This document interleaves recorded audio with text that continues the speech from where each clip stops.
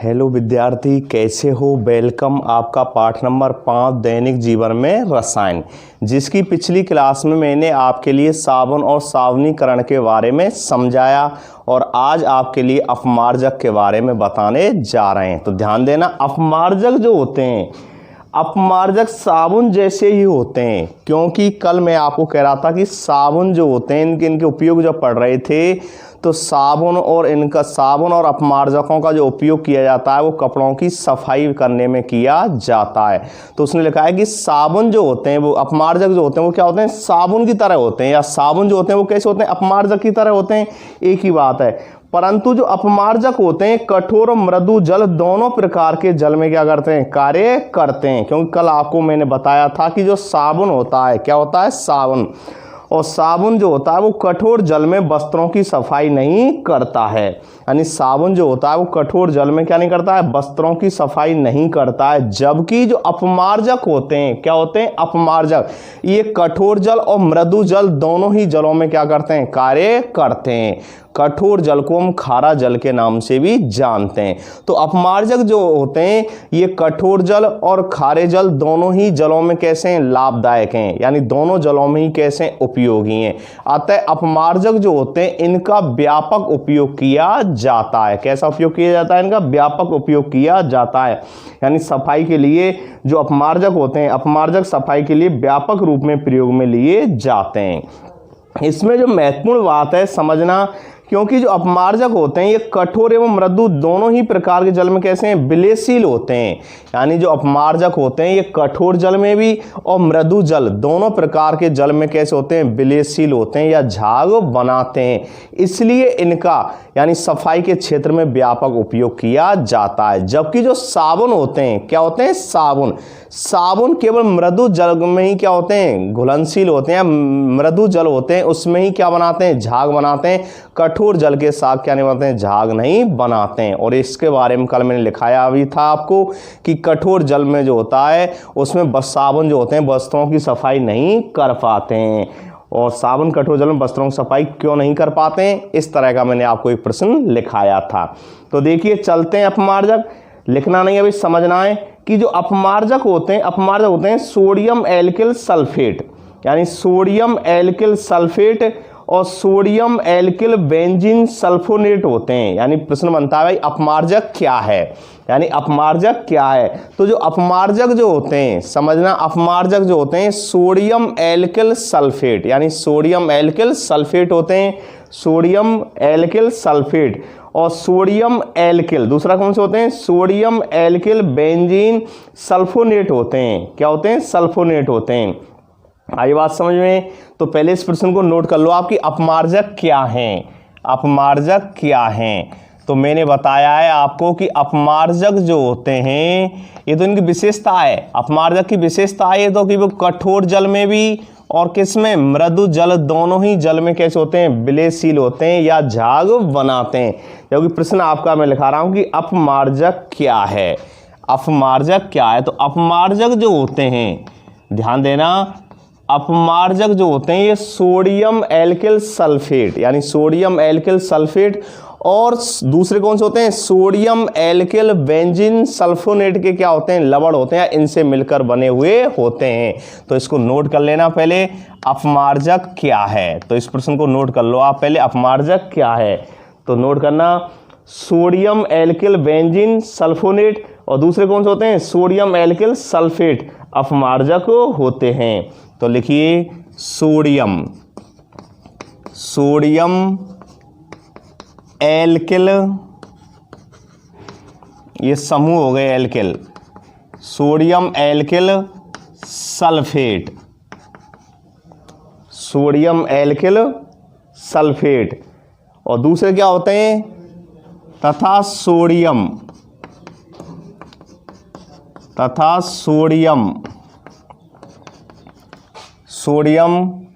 Alkyl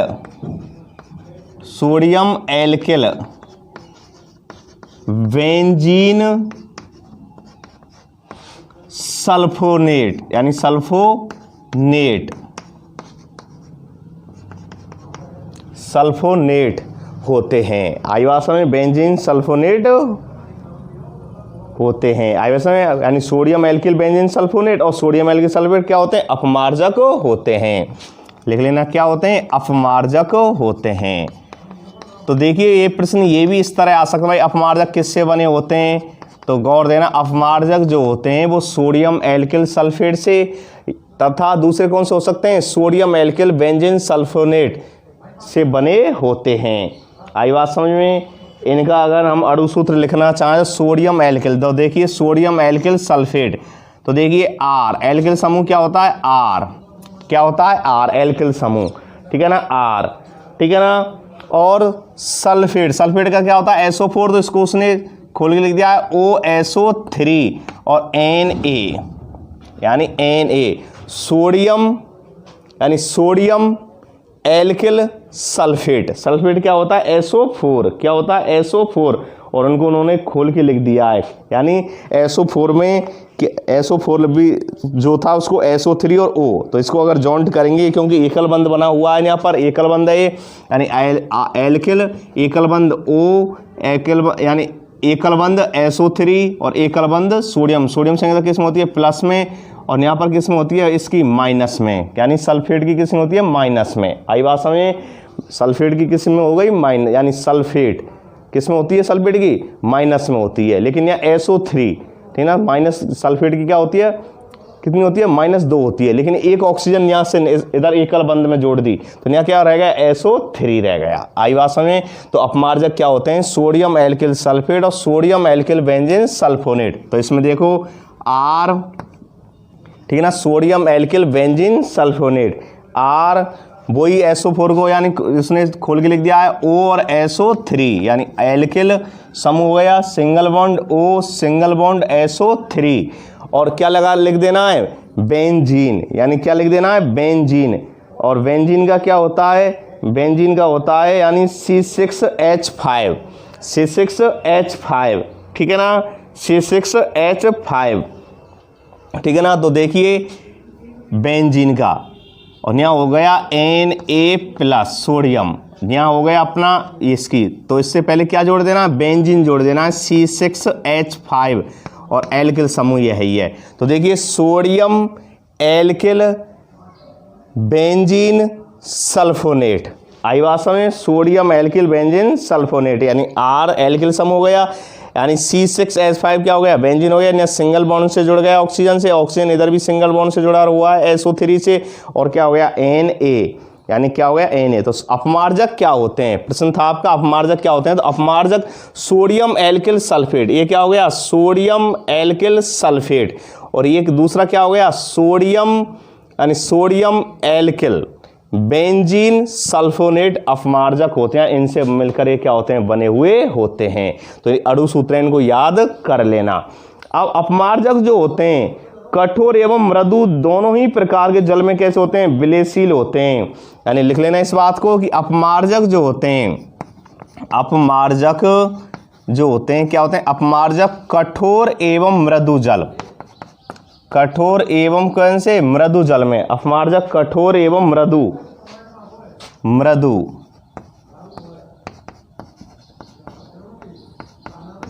मृदु दोनों प्रकार के अपमार्जक कठोर एवं मृदु दोनों प्रकार के जल में विलेयशील होते हैं। दोनों प्रकार के जल में विलेयशील होते हैं। कैसे होते हैं? विलेयशील होते हैं, विलेयशील होते हैं या झाग बनाते हैं। क्या बनाते हैं? झाग बनाते हैं। आई बात समझ? यानी जो अपमार्जक होते हैं कठोर जल में भी आसानी से झाग बना लेते हैं, और किसमें? मृदु जल में भी। किसमें? मृदु मतलब मीठे जल में भी। आई बात समझ? अब ध्यान देना, इसमें जो महत्वपूर्ण बात है कि भाई अपमार्जक जो होते हैं वो कठोर जल में भी वस्त्रों की सफाई कैसे कर देते हैं, समझाइए। क्योंकि आप जानते हैं कठोर जल में कैल्शियम और मैग्नीशियम, कठोर जल में कैल्शियम और मैग्नीशियम के क्या होते हैं? मैग्नीशियम के क्या होते हैं? आयन होते हैं। कठोर जल जो होता है उसमें क्या होते हैं? कठोर जल में कैल्शियम और मैग्नीशियम के क्या होते हैं? आयन होते हैं। और इनमें जो सोडियम आयन हैं, आप जानते हैं किसमें, अपमार्जक में कौन से आयन है, सोडियम आयन है कि नहीं है। जबकि कठोर जल में कौन से पाए जाते हैं, कैल्शियम और मैग्नीशियम के क्या पाए जा रहे हैं, आयन पाए जा रहे हैं। कठोर जल जो होता है उसमें मैंने साबुन के बारे में भी पढ़ा रहा भाई, साबुन जो होता है वो कठोर जल में झाग क्यों नहीं बनाता, उस समय बताया था मैंने कि भाई कठोर जल में कैल्शियम मैग्नीशियम के क्या होते हैं, आयन होते हैं। जबकि अपमार्जक में जो होता है, अपमार्जक में किसके आयन है, सोडियम आयन है। तो क्या होता है कि जो ये सोडियम आयन है, कैल्शियम आयन और मैग्नीशियम आयन क्या करते हैं, सोडियम आयन को क्या करते हैं, प्रतिस्थापित कर देते हैं। क्या कर देते हैं, प्रतिस्थापित। और जब प्रतिस्थापित कर देते हैं तो अपने कैल्शियम मैग्नीशियम के क्या बनाते हैं, सल्फोनेट लवण बनाते हैं। यानी कैल्शियम और मैग्नीशियम के सल्फोनेट लवण बनाते हैं। और ये सल्फोनेट लवण जो होते हैं जल में कैसे होते हैं, घुलनशील होते हैं। यानी कैसे होते हैं, जल में घुलनशील होते हैं, यानी साबुन की तरह अवक्षेपित नहीं होते हैं। इसलिए जो अपमार्जक होते हैं ये कठोर जल में भी क्या करते हैं, आसानी से झाग दे देते हैं। जबकि साबुन के साथ क्या होता था कि साबुन जो है, समझना, ध्यान देना बच्चों, कि जो साबुन है, साबुन को जब हम कठोर जल में उपयोग करेंगे, समझना, तो कठोर जल में आप जानते हैं कैल्शियम और मैग्नीशियम आयन की क्या होती हैं, अशुद्धियां होती हैं। अशुद्धियां मान लीजिए, या कैल्शियम और मैग्नीशियम आयन उसमें क्या होते हैं, कठोर जल में क्या होते हैं, घुलनशील होते हैं। अब घुलनशील हैं तो ध्यान देना, घुलनशील है उसमें पाए जाते हैं, आयन होते हैं। तो जो साबुन के अणु हैं, किसके अणु हैं, साबुन के अणु में कौन से होते हैं, सोडियम आयन होते हैं। और उनको क्या कर देते हैं, प्रतिस्थापित कर देते हैं। साबुन के बारे में बता रहा हूं भाई, साबुन में झाग क्यों नहीं देते हैं, साबुन के यानी कठोर जल में साबुन झाग क्यों नहीं देता है, उसके बारे में समझा रहा हूं। तो ध्यान देना कि कठोर जल में मैंने बताया था कैल्शियम मैग्नीशियम आयन की क्या होती हैं, अशुद्धियां होती हैं। और साबुन किससे बने होते हैं, सोडियम आयन से बने होते हैं। तो ये क्या करते हैं, कैल्शियम और मैग्नीशियम आयन यानी सोडियम आयन को प्रतिस्थापित कर देते हैं और अपने उच्च वसीय क्या बना देते हैं, अपने उच्च वसीय यानी उच्च वसीय अम्लों के क्या बना देते हैं, कैल्शियम मैग्नीशियम लवण बना देते हैं। और ये लवण कैसे होते हैं, जल में अघुलनशील होते हैं। इसलिए साबुन जो होते हैं वो कठोर जल में कार्य नहीं कर पाते हैं। जबकि अपमार्जक में जो कठोर जल होते हैं, अपमार्जक कठोर जल में भी वस्त्रों की सफाई कर देते हैं। कैसे, तो इसके बारे में मैंने अभी आपको समझाया भाई। अपमार्जक में जो अपमार्जक है इसमें भी सोडियम आयन है, क्या है, सोडियम आयन है। और कठोर जल में कौन से आयन पाए जाते हैं, कैल्शियम और मैग्नीशियम आयन पाए जाते हैं। लेकिन जब सोडियम में जो सोडियम है, अपमार्जक में भी क्या है, सोडियम है कि नहीं है भाई, sodium alkyl sulphate, sodium alkyl benzene sulfonate है कि नहीं है, सल्फोनेट क्या होते हैं, लवण होते हैं। अब सुनिए, जो सोडियम आयन है, ये सोडियम आयन को क्या कर देते हैं, कठोर जल में कैल्शियम मैग्नीशियम आयन क्या कर देते हैं, उनको प्रतिस्थापित कर देते हैं। और प्रतिस्थापित कर देंगे ना सोडियम को, तो अपने जो कैल्शियम मैग्नीशियम है वो क्या बनाते हैं, अपने सल्फोनेट लवण बनाते हैं। और सल्फोनेट लवण जो होते हैं ना वो जल में कैसे होते हैं, घुलनशील होते हैं। जबकि साबुन में क्या हो रहा था, साबुन में जो लवण बन रहे थे उच्च वसीय अम्ल, कैल्शियम मैग्नीशियम के जो उच्च वसीय लवण बन रहे थे, उच्च वसीय लवण बन रहे थे, वो जल में क्या होते हैं, घुलनशील नहीं होते हैं। जबकि यहाँ पर सल्फोनेट लवण जो होते हैं ना, अपमार्जक में जो सल्फोनेट लवण बने हैं कैल्शियम मैग्नीशियम के, वो जल में कैसे होते हैं, घुलनशील होते हैं। और घुलनशील हैं तो अपमार्जक कठोर जल में भी क्या कर देते हैं, वस्त्रों की सफाई कर देते हैं। आई बात समझ में। तो ये बहुत महत्वपूर्ण बात, इसमें अब आप इस प्रश्न को पहले नोट कर लो। क्या कर लीजिए, इस प्रश्न को नोट कर लीजिए। तो देखिए प्रश्न को नोट करते हैं। अपमार्जक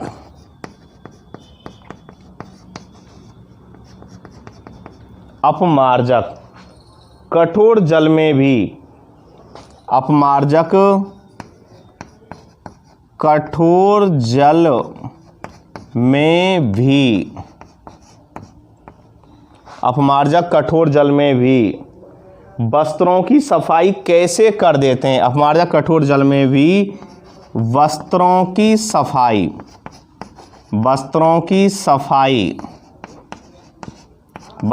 सफाई कैसे कर देते हैं, वस्त्रों की सफाई कैसे कर देते हैं, कैसे कर देते हैं, समझाइए। कैसे कर देते हैं, समझाइए। ये आपका प्रश्न हो गया, ठीक है ना। तो प्रिय छात्र छात्राओं ध्यान देना, आंसर लिखना। अभी मैंने इसके बारे में बहुत कुछ समझाया कि भाई कठोर जल जो होता है वो साबुन के साथ झाग क्यों नहीं देता है, जबकि अपमार्जक के साथ क्यों दे देता है, तो वही बात मैंने बताई। नोट करना, अपमार्जक,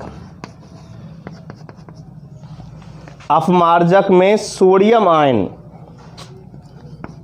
अपमार्जक में सोडियम आयन जो होते हैं, सोडियम आयन पाए ही जाते हैं। आप जानते हैं इनका निर्माण ही सोडियम आयन से हो रहा है।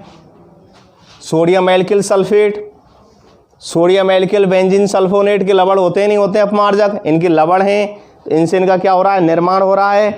तो देखिए अपमार्जक में सोडियम आयन जो होते हैं, अपमार्जक में क्या होते हैं, सोडियम आयन होते हैं। आई बात समझे, उनके बारे में अभी आपको समझा रहा हूं। तो देखिए बच्चों, लिखना, नोट करना नोटबुक में, अपमार्जक में जो सोडियम आयन होते हैं, क्या होते हैं अपमार्जक में, क्या होते हैं, सोडियम आयन होते हैं। सोडियम आयन कठोर जल में, किसमें, कठोर जल में, कठोर जल का मतलब खारा पानी। आई बात समझ, खारा पानी जो होता है उसको हम कठोर जल के नाम से जानते हैं, क्योंकि कठोर जल में कैल्शियम और मैग्नीशियम जो आयन होते हैं ना, ऐसे आयनों की क्या होती हैं, अशुद्धियां होती हैं। तो नोट करना, अपमार्जक में सोडियम आयन, कठोर जल में, कठोर जल में कैल्शियम आयन, किससे प्रिय छात्राओं, कैल्शियम। और कैल्शियम जो होता है, कैल्शियम का प्रतीक क्या होता है, कैल्शियम का प्रतीक होता है Ca, और आयन जुड़ गया तो कैल्शियम क्या संयोजकता दर्शाता है, +2। कैल्शियम आयन व मैग्नीशियम आयन, किस कौन सी, मैग्नीशियम आयन, कैल्शियम आयन और कौन सी, magnesium ion, magnesium ion, magnesium ion, magnesium ion. और मैग्नीशियम जो आयन होता है, मैग्नीशियम आयन क्या होता है, Mg+, ठीक है ना, 2, क्यों, मैग्नीशियम की भी संयोजकता +2 होती है। और मैंने कहा भी था आपसे एक दिन कि जितने भी धातु होते हैं वो क्या होते हैं, धनायन बनाते हैं। क्या बनाते हैं, धनायन। और अधातु जो होते हैं वो क्या बनाते हैं, ऋणायन बनाते हैं। तो देखिए अपमार्जक में सोडियम आयन कठोर जल में, अपमार्जक में सोडियम आयन जो होते हैं कठोर जल में कैल्शियम आयन व मैग्नीशियम आयन से प्रतिस्थापित होकर, से प्रतिस्थापित होकर, प्रतिस्थापित का मतलब जान रहे हैं आप, प्रतिस्थापित मतलब है हटना, उनको स्थान से हटा देना, प्रतिस्थापन मतलब उसके हट जाना। जैसे विस्थापन अपक्रिया पढ़ते हैं ना, अधिक क्रियाशील, तो देखिए कैल्शियम मैग्नीशियम क्या है, अधिक क्रियाशील हैं बजाय किसके, सोडियम के। तो अधिक क्रियाशील तत्व कम क्रियाशील तत्व को उसके स्थान से क्या कर देता है, हटा देता है। आई बात समझ में बच्चों, तो ध्यान देना, कैल्शियम आयन से प्रतिस्थापित होकर कैल्शियम और मैग्नीशियम सल्फोनेट बनाते हैं, प्रतिस्थापित होकर कैल्शियम, क्या, कैल्शियम व मैग्नीशियम, मैग्नीशियम, मैग्नीशियम सल्फोनेट बनाते हैं। यानी कैल्शियम और मैग्नीशियम सल्फोनेट क्या बनाते हैं, लवण बनाते हैं। जो लवण होते हैं ना, कैल्शियम मैग्नीशियम जो होते हैं सल्फोनेट बनाते हैं। और ये सल्फोनेट बनाते हैं, और ये जो सल्फोनेट होते हैं ना, इनकी सबसे बड़ी विशेषता ये क्या है, मैंने बताया, ये जो सल्फोनेट होते हैं जल में कैसे होते हैं, घुलनशील होते हैं। ये सल्फोनेट, ये सल्फोनेट जल में, ये सल्फोनेट जल में कैसे होते हैं, घुलनशील होते हैं। कैसे होते हैं, घुलनशील। ये सल्फोनेट होते हैं जल में कैसे होते हैं, घुलनशील होते हैं। आई बात समझ में।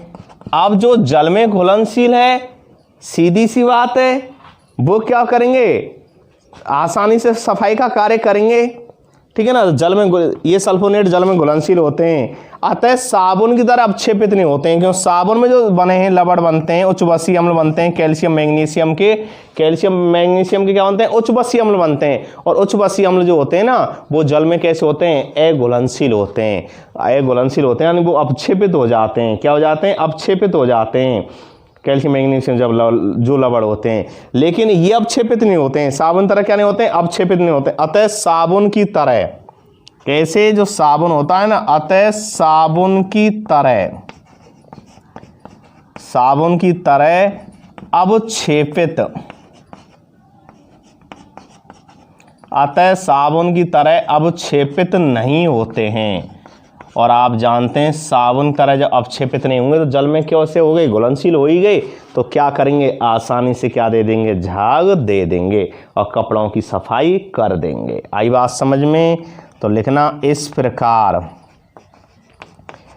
प्रकार कठोर जल में, इस प्रकार कठोर जल में भी, इस प्रकार कठोर जल में भी, इस प्रकार कठोर जल में भी अपमार्जक सफाई का कार्य, इस प्रकार कठोर जल में भी अपमार्जक सफाई का कार्य, सफाई का कार्य आसानी से कर देते हैं, सफाई का कार्य आसानी से कर देते हैं।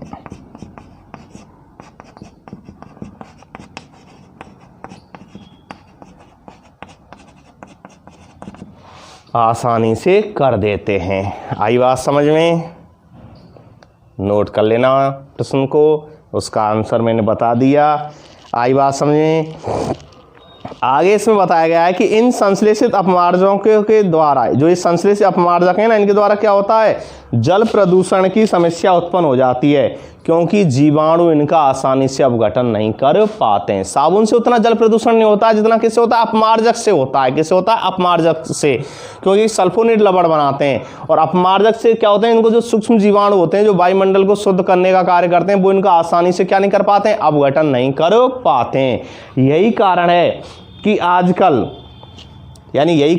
आजकल यानी हाइड्रोकार्बन श्रृंखला कम शाखित हो तो इसका जीवाणुओं द्वारा अपघटन व निम्नीकरण आसानी से हो जाता है, लेकिन लंबी व कम शाखित हाइड्रोकार्बन श्रृंखला वाले बेंजीन सल्फोनेट अपमार्जकों का प्रयोग किया जाता है। इसलिए कैसे किया जाता है, लंबी और कम शाखित हाइड्रोकार्बन वाला, क्योंकि हाइड्रोकार्बन श्रृंखला कम शाखित होगी तो इनका जीवाणु द्वारा अपघटन कैसा हो जाएगा, आसानी से हो जाएगा।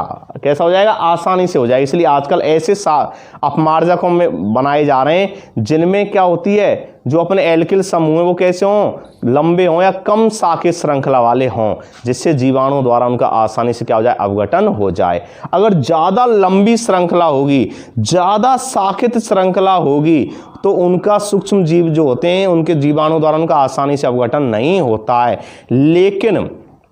लेकिन आजकल अपमार्जकों में हम ऐसे एल्किल समूह या हाइड्रोकार्बन श्रृंखलाओं का उपयोग करते हैं जो या तो अधिक लंबी हों या लंबी हों और कैसे हों, कम शाखित हों।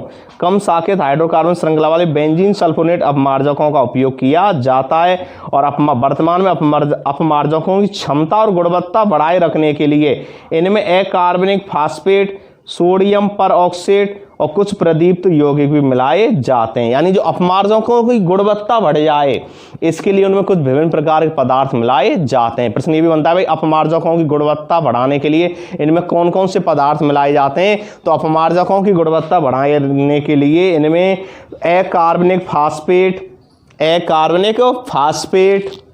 सोडियम परऑक्सीबोरेट और कुछ प्रदीप्त यौगिक भी मिलाए जाते हैं। आई बात समझ में? तो गौर देना, इस प्रश्न को भी आप नोट कर लेना कि अपमार्जक की क्षमता, अपमार्जक की क्षमता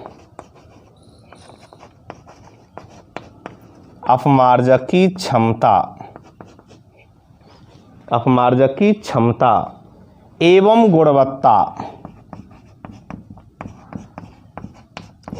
गुणवत्ता अपमार्जक की क्षमता एवं गुणवत्ता बढ़ाने के लिए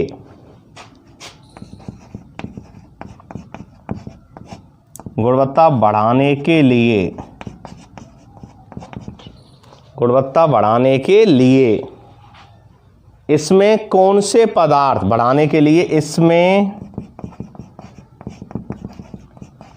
कौन से पदार्थ, अभी बताया था 3 पदार्थों के नाम, इसमें कौन से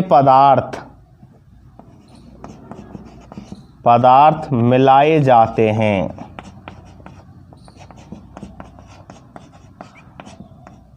मिलाए जाते हैं, यानी कौन से पदार्थ मिलाए जाते हैं? अपमार्जक की क्षमता एवं गुणवत्ता बढ़ाने के लिए इनमें कौन से पदार्थ मिलाए जाते हैं? तो नोट करना, अभी मैंने 3 बताए, कौन कौन से? अकार्बनिक फास्फेट, सोडियम परऑक्सीबोरेट और कुछ प्रदीप्त पदार्थ मिलाए जाते हैं। तो नोट कर लेना इस बात को। यानी कि इसमें अकार्बनिक फास्फेट कैसे होते हैं? अकार्बनिक होते हैं, इनऑर्गेनिक कंपाउंड, अकार्बनिक यौगिक, अकार्बनिक फास्फेट करना, यौगिक नहीं है, फास्फेट करना है इसको, ठीक है ना? फास्फेट, अकार्बनिक फास्फेट। आई बात समझ बच्चों? तो गौर देना, अकार्बनिक फास्फेट कॉमा सोडियम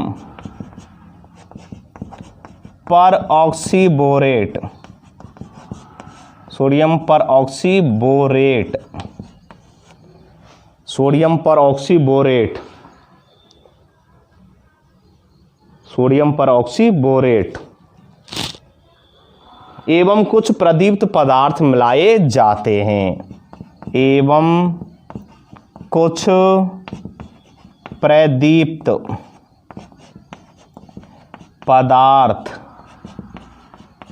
मिलाए जाते हैं,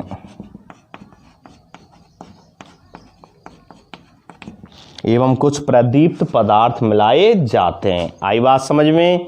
तो इसको नोट कर लेना इस बात को, ठीक है ना? ओके, कि भाई अपमार्जक की क्षमता एवं गुणवत्ता बढ़ाने के लिए इसमें कौन से पदार्थ मिलाए जाते हैं? तो देखिए, अपमार्जक जो होते हैं इनकी गुणवत्ता बढ़ जाए, इनकी अच्छी गुणवत्ता निकल के आए, तो इसके लिए इसमें क्या मिला देते हैं? अकार्बनिक फास्फेट, सोडियम परऑक्सीबोरेट, कुछ प्रदीप्त पदार्थ मिलाए जाते हैं। आई बात समझ में? और इसमें एक प्रश्न और लिख लेना, आजकल कौन से प्रकार के अपमार्जकों का प्रयोग किया जा रहा है? लिखिए। आई बात समझ में? कौन से अपमार्जकों का प्रयोग किया जा रहा है, समझाइए। तो देखिए, कौन से अपमार्जकों का प्रयोग किया जा रहा है? अभी मैंने बताया था, लंबी, कैसे? लंबी एवं कम शाखित, लंबी एवं कम शाखित हाइड्रोकार्बन श्रृंखला वाले बेंजीन सल्फोनेट अपमार्जकों का प्रयोग किया जाता है, क्योंकि इनका जीवाणु द्वारा अपघटन व निम्नीकरण आसानी से हो जाता है। ओके, तो देखिए प्रिय छात्र छात्राओं, प्रश्न नोट करना, ध्यान देना बोर्ड तरफ। तो देखिए, आजकल कौन से प्रकार के, बहुत महत्वपूर्ण प्रश्न, बहुत महत्वपूर्ण टॉपिक चल रहा है आपका दैनिक जीवन में रसायन में अपमार्जक, साबुन के बारे में पूरा समझा दिया था। अब अपमार्जकों के बारे में बता रहे हैं, इसके बाद बस इसमें मिसाइल संरचना के बारे में अंतिम टॉपिक रह जाएगा और उसी के साथ पाठ समाप्त। तो देखिए, आजकल कौन से प्रकार के, आजकल कौन से प्रकार के, आजकल कौन से प्रकार के अपमार्जक, आजकल कौन से प्रकार के अपमार्जक का प्रयोग किया जाता है? आजकल कौन से प्रकार के अपमार्जक, अपमार्जक का प्रयोग, अपमार्जक का प्रयोग किया जाता है, किया जाता है। आजकल कौन से प्रकार के अपमार्जक का प्रयोग किया जाता है, समझाइए, समझाइए, ठीक है ना? यानी कौन से प्रकार के अपमार्जकों का प्रयोग किया जाता है, समझाइए। तो मैंने आपको बताया था कि कैसे होनी चाहिए, लंबी व कम शाखित। अगर अधिक शाखित होगी ना श्रृंखला, तो अधिक शाखित श्रृंखला जो होती है ना, उसका क्या होता है, जीवाणुओं के द्वारा क्या नहीं होता है, आसानी से अपघटन नहीं होता है। इसलिए कैसे होनी चाहिए, कम शाखित होनी चाहिए, लंबी व कम शाखित। आई बात समझ, लंबी व कम शाखित हाइड्रोकार्बन, हाइड्रोकार्बन श्रृंखला वाले। हाइड्रोकार्बन जानते हैं, जो कार्बन एवं हाइड्रोजन से बने होते हैं उन्हें बोलते हैं हाइड्रोकार्बन। जो कार्बन एवं हाइड्रोजन से मिलकर बने होते हैं, कार्बन एवं, यानी कार्बन एवं हाइड्रोजन मिले तो हाइड्रोकार्बन बने। ये ट्रिक्स है, यानी कार्बन हाइड्रोजन मिले तो हाइड्रोकार्बन बने। तो कार्बन और हाइड्रोजन आपस में मिलकर क्या बना देते हैं, हाइड्रोकार्बन। जो यानी हाइड्रोकार्बन किन्हें कहते हैं, जो कार्बन एवं हाइड्रोजन से मिलकर क्या होते हैं, बने होते हैं, उन्हें हम हाइड्रोकार्बन कहते हैं। ओके, तो लंबी व कम शाखित हाइड्रोकार्बन श्रृंखला वाले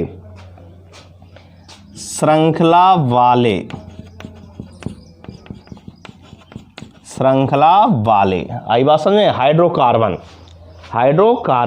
श्रृंखला वाले बेंजीन सल्फोनेट, बेंजीन, क्यों बेंजीन से तो बने ही होते हैं, बेंजीन सल्फोनेट, क्योंकि मैंने आपको बताया था अपमार्जक किससे बने होते हैं, सोडियम एल्किल सल्फेट, और किससे बने होते हैं, सोडियम एल्किल बेंजीन सल्फोनेट, 2 से बने होते हैं। तो कैसी श्रृंखला होनी चाहिए, लंबी व कम शाखित हाइड्रोकार्बन श्रृंखला वाले बेंजीन सल्फोनेट अपमार्जक का प्रयोग, बेंजीन सल्फोनेट अपमार्जक का प्रयोग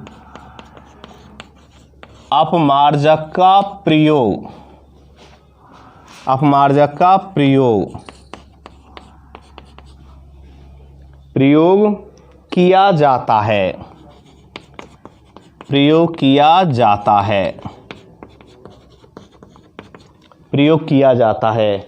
क्योंकि इनका जीवाणु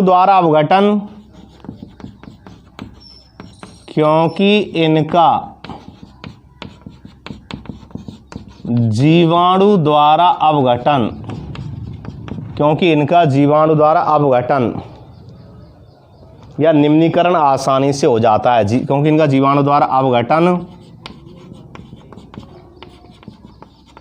या निम्नीकरण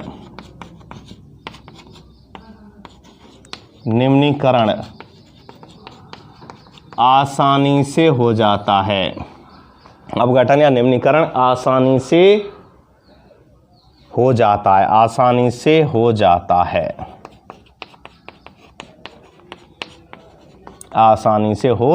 है। आई बात समझ में। तो कौन से अपमार्जकों का प्रयोग किया जाता है, लंबी व कम शाखित हाइड्रोकार्बन श्रृंखला वाले बेंजीन सल्फोनेट अपमार्जकों का प्रयोग किया जाता है। क्योंकि इनका आसानी से क्या हो सके, निम्नीकरण हो सके, क्योंकि अपमार्जक होते हैं इनका आसानी से अपघटन नहीं होता है, टूटते नहीं है, जिससे पर्यावरण प्रदूषण कैसा होता है, ज़्यादा होता है। पर्यावरण प्रदूषण में भी कौन सा प्रदूषण, जल प्रदूषण, कौन सा, जल प्रदूषण है। आई बात समझ में। तो आज आपके लिए मैंने 4 प्रश्न आपको समझाए। अब नंबर 1 अपमार्जक क्या है, नंबर 2 बताया था अपमार्जक कठोर जल में भी वस्त्रों की सफाई कैसे कर देते हैं, समझाइए। तीसरा बताया था अपमार्जकों की क्षमता एवं गुणवत्ता बढ़ाने के लिए इसमें कौन से पदार्थ मिलाए जाते हैं, और नंबर 4 है आजकल कौन से प्रकार के अपमार्जक का प्रयोग किया जाता है, समझाइए। तो 4 प्रश्न मैंने आपको समझाए। आई बात समझ में। और इसमें अगला जो प्रश्न है, एक प्रश्न और नोट कर लो, साबुन और अपमार्जक में अंतर लिखिए। ठीक है ना, किसमें, साबुन एवं अपमार्जक में क्या लिखना है, अंतर। तो देखिए बोर्ड को साफ कर देते हैं पहले, फिर आपको अंतर बताएंगे। तो बच्चों ध्यान देना, नोट करना, और आशा करता हूँ बहुत अच्छी तरह से ये टॉपिक, ये पार्ट जो आपका है, जो अब समाप्ति की ओर है, बहुत अच्छी तरह से आपकी समझ में आया होगा। तो देखिए अगला जो इसमें है टॉपिक, जो अपमार्जक और साबुन में अंतर लिखिए। तो पहले प्रश्न नोट कर लो। वैसे आप अपने हिसाब से भी अंतर लिख सकते हैं, क्योंकि मैंने अपमार्जक भी पूरा बता दिया और साबुन भी बता दिया, तो आप स्वयं भी जानते हैं अंतर क्या हो गए, लेकिन फिर भी लिखा देता हूँ, क्योंकि प्रश्न कभी कभी आ जाता है तो बच्चे बोल देते हैं सर ये तो आपने लिखाया ही नहीं, जबकि मैंने आपको अपमार्जक के बारे में पूरा बता दिया, और साबुन जो उनके में अंतर है वो आप स्वयं जान ही रहे हैं कि भाई साबुन जो होते हैं केवल क्या होते हैं, मृदु जल में ही झाग बनाते हैं। अपमार्जक क्या होते हैं, मृदु जल एवं कठोर जल दोनों में ही क्या बनाते हैं, झाग बनाते हैं। तो अंतर हुआ कि नहीं हुआ, हुआ, वही चीज़ लिखनी है। तो साबुन तथा अपमार्जक में अंतर लिखिए, उत्तर लिख के और 2 कॉलम बना लेना, एक साबुन, ठीक है ना, और दूसरी तरफ अपमार्जक, कौन सा पीरियड छात्राओं? अपमार्जक। तो देखिए गौर देना, लिखना अपमार्जक में साबुन में नंबर 1, इनका जलीय विलयन कैसा होता है? क्षारीय प्रकृति का होता है। इनका जलीय विलयन, इनका जलीय विलयन, इनका जलीय विलयन, इनका जलीय विलयन क्षारीय प्रकृति का होता है। कैसी प्रकृति का होता है? क्षारीय, क्षारीय प्रकृति का होता है। इनका जलीय विलयन क्षारीय प्रकृति का होता है। ओके, उसमें नोट करना इनका जलीय विलयन कैसा होता है? उदासीन प्रकृति का होता है। कैसा होता है? उदासीन। इनका जलीय विलयन, इनका जलीय विलयन उदासीन प्रकृति का होता है, न अम्लीय न क्षारीय, उदासीन प्रकृति का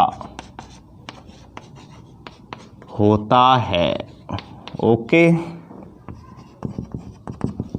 और नंबर दूसरा जो है इसमें, नंबर दूसरा नोट करना, साबुन केवल मृदु जल में घुलनशील होता है। साबुन केवल मृदु जल में, कौन से जल में? मृदु जल में घुलनशील होता है। साबुन केवल मृदु जल में घुलनशील होता है तथा झाग बनाता है।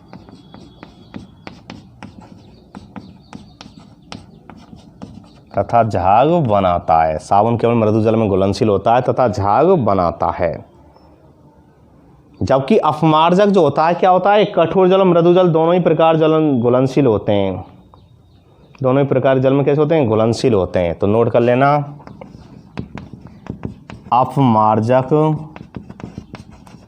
अपमार्जक कठोर एवं मृदु, मृदु, मृदु दोनों प्रकार जल में, कठोर और किसमें? मृदु में। साबुन अपमार्जक जो, साबुन तो केवल क्या होते हैं? मृदु जल में घुलनशील होते हैं, खारे जल में नहीं होते हैं। जबकि अपमार्जक जो होते हैं क्या होते हैं? अपमार्जक, अपमार्जक कठोर एवं मृदु दोनों ही प्रकार के, दोनों ही प्रकार के, दोनों ही प्रकार के जल में घुलनशील होते हैं, घुलनशील होते हैं या झाग बनाते हैं। आई बात समझ में? तो इसको अंतर हो गया साबुन और अपमार्जक में अंतर।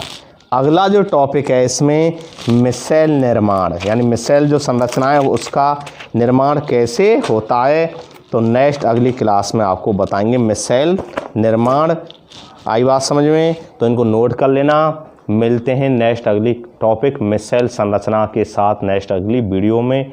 तब तक आप इनको घर पर नोट करो, याद करो, यानी लिखने से काम नहीं चलता है, प्रतिदिन इनको याद करो। जितना आप इनका याद करेंगे, स्वाध्याय करेंगे, उतनी ही सफलता आपको ज़्यादा मिलेगी। थैंक्स। ओके।